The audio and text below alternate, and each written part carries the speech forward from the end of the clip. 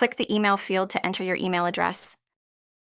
Click the password field and type your password. Click the login button to sign in. Click Master Data to manage core settings. Choose the Departments tab to view departments. Click Add Departments to create a new department. Click the department name field and type a name. Click Add to save the new department. Switch to the Designations tab. Click Add Designations to add a new title. Enter the new designation name in the input.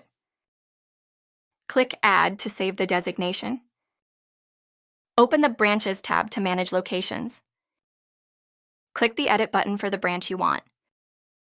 Click Get Current Location to autofill address. Click Update to save branch location changes. Set a radius in meters based on your company's location to allow attendance only within that area. Click the Shifts tab to manage schedules. Click the Edit icon next to the shift. Click Update to apply shift changes. Open the Settings menu from the sidebar. Click Edit Company to update company details. Click the Weekly Off Days dropdown. Select Saturday as a weekly off day.